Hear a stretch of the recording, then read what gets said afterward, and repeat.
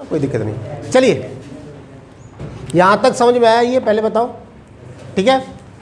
चलिए इसके बाद एक तीसरा बहुमत है। मैंने आपको विशेष बहुमत में 2 बहुमत बता चुका हूँ। एक विशेष बहुमत में मैंने आपको बताया है 2/3 सदस्य कैसे हैं, उपस्थित और मतदान करने वाले सदस्यों का 2/3, ठीक है। उसमें से पहला केस मैंने बताया जो कुल सदस्य संख्या के आधे का कम ना हो। उसमें मैंने आपको केस 1 बनाया, अगर आपको यहाँ पर अधिकतम सदस्य संख्या 250 उपस्थित है लेकिन मतदान 180 लोगों ने किया है, इसका मतलब क्या है, कुल मिला के कितने लोग वैसे हुए 120। क्लियर बात है, कितने हुए 120। 120 होने पे अभी ये बिल पारित नहीं माना जाएगा क्योंकि जो प्रभावी संख्या चाहिए ना वो चाहिए आपको कितनी 272 चाहिए। तो 272 तो पूर्ण होने नहीं है, इसका मतलब ये बिल अभी पारित नहीं माना जाएगा। केस 2 देखिएगा, केस 2 का देखिए, केस 2 में आप थोड़ा ध्यान दीजिए। केस 2 में ऐसे मानिए कि केस 2 आपका है ना, तो इसमें क्या है, यहाँ पे देखो कुल सदस्य संख्या यही निकलेगी 272, ठीक है। अब मैं कोई और एक नंबर ले रहा हूँ जिसका मैं 2/3 निकाल दूंगा, तो 2/3 ज़्यादा आना चाहिए। इसका मतलब क्या है, जैसे मैंने आपको माना कि सदन में उपस्थित व्यक्ति, उपस्थित सदस्य मान के चलिए किसी दिन 500 आ गए, ठीक है। और 25 सदस्य कितने हो गए 500, और 500 में उस दिन क्या हुआ है, मैं अगर 500 आए और 500 में से वोट किया, वोट के लिए ऐसे मानिए 2/3 निकालना इसका, तो मैं 2/3 निकालूंगा कैसे, 2/3 500 में से मतदान करने वाले, मतदान भी तो करेंगे कुछ, तो मान के चलिए मतदान उस दिन 500 के 500 मेंबरों ने ही कर दिया, ठीक है, आगे मूड में कर दिया, कोई दिक्कत नहीं। उसका आप 2/3 निकालो, 500 का 2/3 निकालोगे ना, तो ये देखो इसको काटो 500 को, तो ये कितनी बार आएगा, 5 एकम 5 आएगा, कितना बचा, कितना 3 तो 6 बचेगा, कितना 2 6, और ये ऐसे करके कुछ चलता चलेगा। मतलब ऐसा समझो 166.332 जो भी चले, कोई दिक्कत नहीं हमसे। 166 का आप डबल करिए, कितना आएगा 329 32, कुछ भी सही, हमें तो समझाना, इसको समझ जाओ अब, ठीक है। आगे देखो, इसका मतलब क्या है, ये 6 आ जाएगा इधर, यानी कि 332 हुआ, ये मतदान हुआ है। अब 332 नंबर जो है ना, ये कुल 272 मेंबर होने चाहिए थे वोट पढ़ने वाले, लेकिन यहाँ पर पढ़े कितने 332। अब 332 अगर वोट पड़े हैं तो अब ऐसा बिल, चाहे वो यस के पक्ष में पड़े हो चाहे वो नो के पक्ष में पड़े हो, लेकिन इस केस में ऐसा बिल कैसा माना जाएगा, पारित माना जाएगा। मैं बताने का मतलब ये है सिंपल कि कुल सदस्य संख्या का जब आप आधा निकालेंगे तो उससे अगर कम रह गया, 272 से जो भी आए कम, 270 आया, 260 आया, 250 आया, तब तक ये बिल पारित नहीं होगा। 272 के ऊपर जितना भी नंबर आए, 73 आए, 74 आए, 75 आए, चाहे आपका 332 रहे, कुछ भी रहे, तो भी बिल कैसा माना जाएगा, पारित माना जाएगा। क्लियर बात है ना। अब इसको लिख लीजिए आप, ठीक है।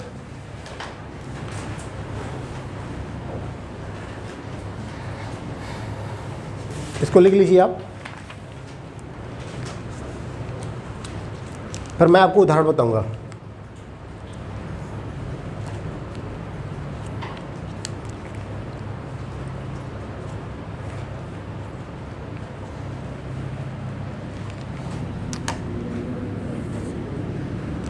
इधर आ रहा, देखो, ठीक है। इसको आप नोट करिए पहले।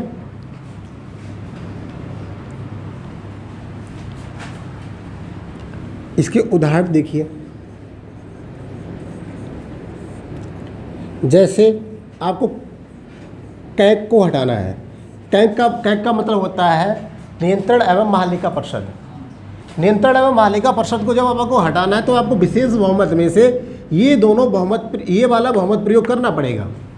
कैसा, कुल सदस्य संख्या आधा होना चाहिए, उसमें से जो 272 यहाँ पर निकल के आया, 272 से ऊपर ही मेंबर हटाने की पक्ष में वोट करने चाहिए, इसका मतलब कैग। इसी प्रकार से निर्वाचन आयोग का अध्यक्ष, क्लियर बात है ना। अभी निर्वाचन आयोग अध्यक्ष चेंज हुए हैं, ठीक है। तो निर्वाचन आयोग के अध्यक्ष को भी किस प्रकार से हटाएंगे, इसी बहुमत से हटाएंगे, विशेष बहुमत से। अगला देखिए, सुप्रीम कोर्ट हो चाहे वो हाई कोर्ट हो, इन दोनों के जजों को आप किस तरह से हटाएंगे, इसी तरीके का प्रयोग करेंगे। आपने किताब में साधारणतः ये लिखा देखा होगा, आपको ये बोला जाता है कि सुप्रीम कोर्ट और हाई कोर्ट के जजों को हटाने का तरीका बिल्कुल राष्ट्रपति के जैसा प्रयोग किया जाता है, लेकिन बिल्कुल राष्ट्रपति जैसा प्रयोग नहीं किया जाता है। अंतर आपको अब समझ में आएगा। ये जो है ना, इसका प्रयोग उपस्थित और मतदान करने वाले सदस्यों का 2/3 जो कुल सदस्य संख्या का आधे से कम ना हो, तब ये वाला प्रयोग होगा, जिसमें से कैग के लिए आएगा, निर्वाचन आयोग के लिए आएगा, सुप्रीम कोर्ट और हाई कोर्ट के लिए जजों के लिए आएगा। क्लियर है ना।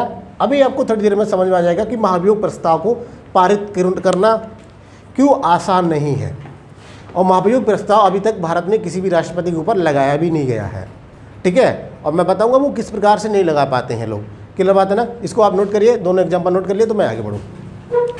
क्लियर है ना। चलिए, इसके बाद लिखिए थर्ड,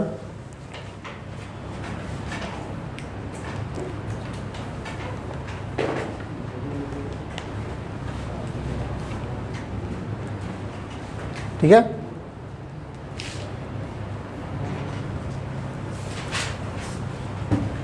हो गया काम, आगे बढ़े। समझ में आ रहा ना। अभी एक बार मैं सारे क्विक रिवीजन करा दूंगा, सारे समझ में आ जाएंगे आपको। इसका मतलब इसको मैं हटा रहा हूँ। अब ये क्या, कौन जज क्या होता है, कौन कहाँ पर होता है, इस चीज़ को मैं आगे जाके सारा एक्सप्लेन होता चला जाएगा। दिमाग में आपको कुछ भी लास्ट में ऐसा नहीं बचेगा जो है होगा नहीं आपके पास। चलिए, अब ये आपके बहुमत का लास्ट प्रकार बच रहा है, जिसका आप बहुत देर से इंतजार भी कर रहे होंगे कि राष्ट्रपति को कब से हटाएंगे, ठीक है। अब मैं राष्ट्रपति को हटाने वाला बता रहा हूँ। देखिए, राष्ट्रपति को हटाने के लिए क्या चाहिए होता है। राष्ट्रपति को हटाने के लिए कुल सदस्य संख्या का 2/3, कुल सदस्य संख्या का 2/3, मतलब सदन में कुल सदस्य कितने हैं, 543, 543। इनका आप 2/3, ये किसके लिए है, लोकसभा के लिए 2/3 निकाल लेंगे। तो ये 2/3 जब आप निकालेंगे कितना ये जाएगा, देखो एक बार कितना बनेगा, एक बार, और ये बच रहा है 1 और 2 4, ठीक है। और ये कितना बनेगा, 23 होगा, कितना बनेगा 372 करीब, 372 बनना चाहिए शायद, ठीक है। ये 372 बनेगा जाके, 362 कैसे, 362, चलो कोई नहीं, 362 समझ लो, ठीक है। इसका मतलब क्या है, 362, ठीक है। ये तो कैलकुलेशन है। यानी कि अगर आपको राष्ट्रपति को हटाना है तो कुल सदस्य संख्या का आप 2/3 निकालें लोकसभा के लिए, और यही सदस्य संख्या का राज्यसभा के लिए निकालेंगे तो राज्यसभा में कुल सदस्य 245 का 2/3, ठीक है। 245 का 2/3 निकालोगे तो देखो ये कितनी बार होगा, 8, ठीक है। और ये जाएगा कितनी बार, एक बार, और बचा कितना, 2, कितना जाएगा 6, ठीक है। बचा कितना, 2, फिर कितनी बार जाएगा 6, सही है ना।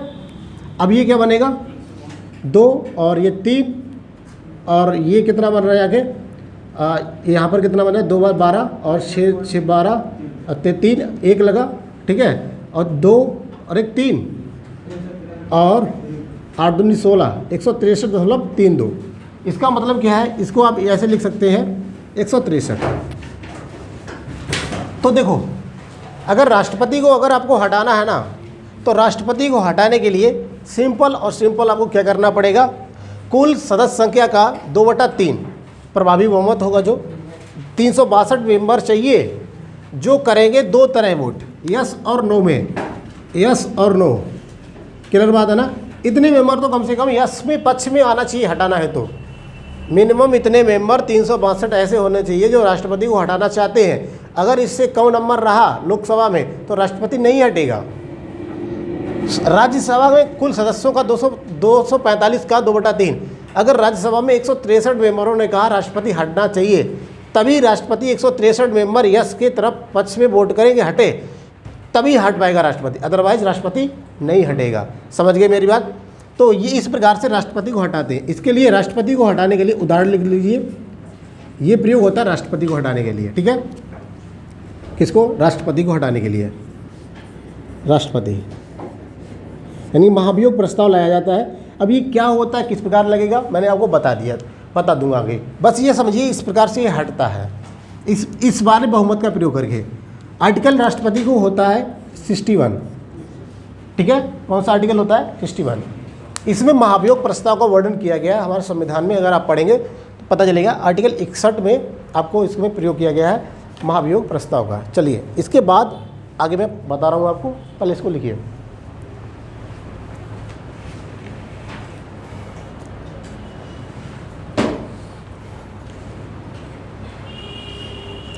चलिए यहाँ तक क्लियर है ना, कोई दिक्कत तो नहीं है, मुझे बताओ। चलिए मैं अब एक बार से आपका रिवाइज करा दूंगा सारा का सारा, उसके बाद एक नया टॉपिक पे चलेंगे। अब कहीं ना कहीं हम एक टॉपिक की तरफ पहुंच रहे हैं। अभी तक जो मैंने आपको 2 दिन पढ़ाया है, 2 दिन में मैंने सिर्फ आपको बेस दिया है, जहां इनका प्रयोग मैं आगे जाके संविधान में करने वाला हूं, ठीक है, और हर जगह पे। चले आगे, हटा दें अब इसको, एक बार हम रिवीजन कराएंगे आपका, ठीक है, थोड़ा 2 मिनट के लिए आप समझ जाए ताकि।